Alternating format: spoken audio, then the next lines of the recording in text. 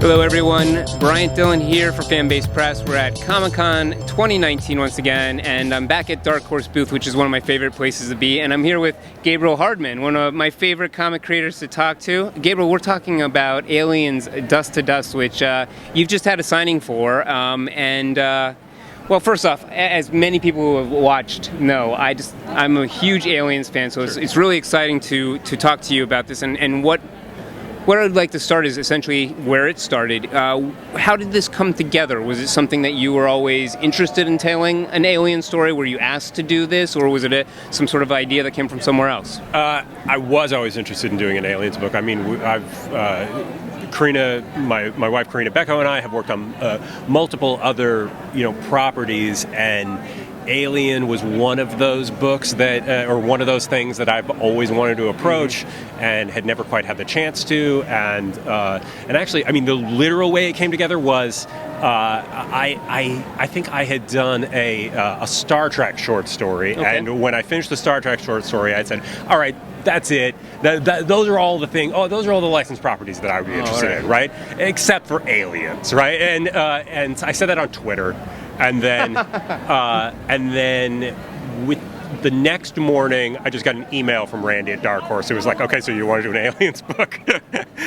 and I was like, "Yeah." And he was like, "Okay, well, just send me a pitch." And then I did, and then I was doing the book. That was really the entirety. And I'd worked with Randy on the Star Wars books before, and and it was literally that simple. It was just me saying something on social media and with no real intention of doing it. But then when presented with it, I was like, well, of course I want to do that, Well, and one of the few times I think social media worked out in the benefit for somebody. Well, exactly, for somebody. This is the one time it worked out. We'll see if it works out as well for my THX 1138 comic. We'll keep our fingers crossed for that one. Yeah. So what is it about the Alien franchise that you find interesting, and is there a particular film that out of the franchise that you really connect with? Well, I mean, it's certainly the first two. Okay. But the Ridley Scott movie, the James Cameron movie. But I think that which are obviously, everybody knows they're very different movies, but I saw the second one first, the Cameron movie first. And I was 12. I saw it in the theater. It was, when I was 12, it was the most the most intense experience of my life, right? And I still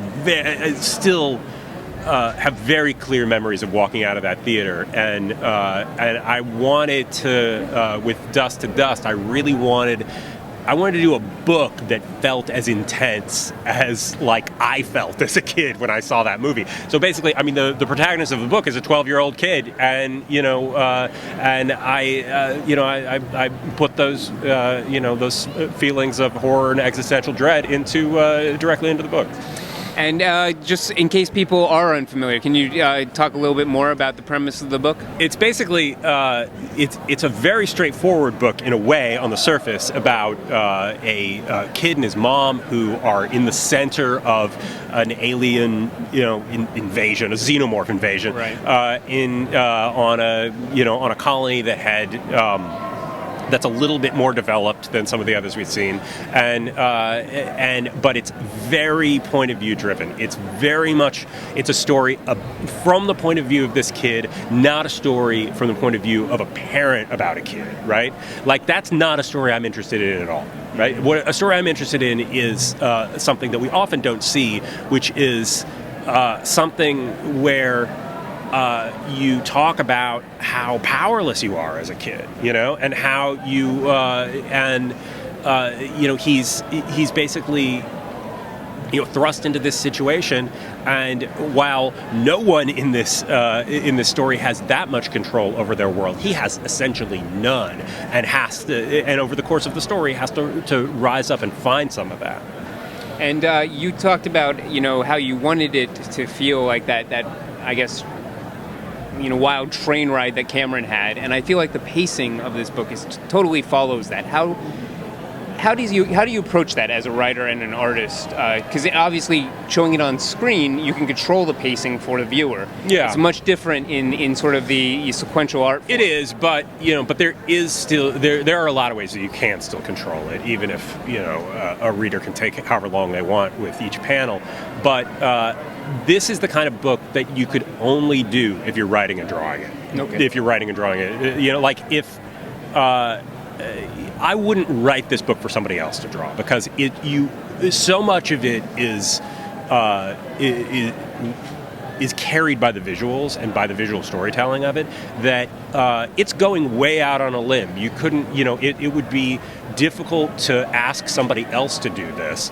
And, I'm the one who's willing to go out on that limb, and maybe it'll break off, I mean, but that's fine with me. If it doesn't quite work, great. I feel like the book did work and did come together, and I think that it's important to experiment like that. I love aliens. I wanted to do an aliens book, but I don't see a reason to do a book at all if I'm not taking a chance and experimenting with stuff. Well, one other interesting aspect of the book. Obviously, we don't want to spoil too much of it for anyone who hasn't watched or hasn't read the book yet. But there is this aspect of how there potentially is a concept of DNA memories being passed on, or the sort of notion that the alien that is birthed from this child's mother might have some sort of retain some sort of her members elements of her personality. I guess. Yeah, but it's entirely subjective, right? Right. And so, I mean, everything about the book is subjective, right? It's like I'm not telling anybody that that's what's happening. It's within the story. The characters are speculating on this, right? And much like the reader, they don't have any way of knowing. There are no. This is not a world where stuffy 50s scientists come in and explain how the giant monsters work. It's about putting you in the middle of this chaos, and these people have to sort out what's going on. It's which is the kind of horror story that I love.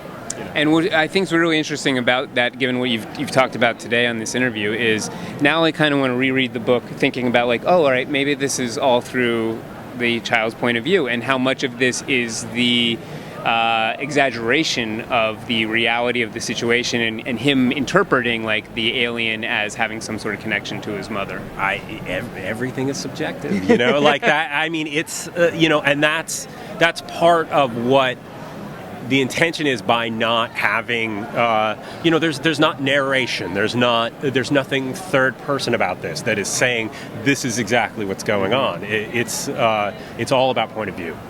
Do you think that you have further alien stories to tell, or is this sort of the one that you had to give to the mythos? I would. This definitely could be the one alien story that I do. At the same time, I would certainly be interested in doing a story about the main character of this book at some point later in his life. Yeah. So it actually could have some connections to this actual story. Oh yeah, I would like to. I would do a sequel to this. Yeah. If it could work out. I mean, I got a lot of stuff going on. I'm often busy. You are with very many awesome projects. I mean, I've got the THX book that I got to work on, and that's going to take up a lot of my time. Well, just to transition over as we're wrapping up the review, I've talked about xenomorphs for about 7 minutes straight now. I don't want to overdo it, but let's talk about some of the geeky interests that we share. You obviously love THX 1138. I mean, I kind of love it. Love is a strong word. Okay, but it's a movie I'm interested in. You know, I mean, it's. This. It's George Lucas's first feature. It was talking about narrative experimenting, right? Sure, that's exactly what he was doing, right? He was going out on a limb with this movie that doesn't entirely work, right? But it has some very bold, amazing visuals in it. Has it's not George Lucas is we're at Comic-Con, everybody knows who he is, right? But he's had a very odd career trajectory, and he's basically approaching that movie as an experimental filmmaker, and even though there is quite a lot of conventional stuff in it, but I think that is a weird sort of inspiration to me, that he's this guy who thought, well, I got my shot at making a feature film. I'm going to make this crazy thing that may or may not work. Like that, I think that's an inspiration to me, right? Like that somebody will go out on a limb. They will take a shot at something that is ambitious and may fail. I think that's the inspiration about THX to me. It's really interesting that you also say that too, because I feel like when you're saying this, it reminds me a lot of an interview I watched with Ridley Scott, where he talked about going to see Star Wars for the first time and just being like, coming out of it and going like, what am I doing with my creative life? And then the next movie he did was Alien, which really is, in many ways, what you're talking about. I mean, at the time, we think of it as a defining franchise, but at the time it was this really out there idea that used a lot of things that were taking a lot of risks. Everything from Giger to Ron Cobb. And everybody one of the great things about the first Alien is that, like, it was absolutely Ridley's movie, right? But it also was one of these movies. These movies come along every once in a while where all these elements just come together and work. There was a ton of improv with the actors, which in most circumstances is a terrible idea, right? Mm-hmm. But it works. And those actors are so amazing. The cast is incredible for this movie, and it, like, everything worked. That design. I mean, imagine the Giger design. Like you say, we just think of it as if that was just birthed. It was always there or something, and it absolutely was not. This is something that Ridley and everybody involved took a chance on. It's a weird thing. It's a strange choice, and perfect, and all the very practical design work of the ship and the beautiful lighting and all of it just manages to come together in this perfect way that it's like the movie shouldn't be as great as it is, but it's amazing. It's definitely very true words.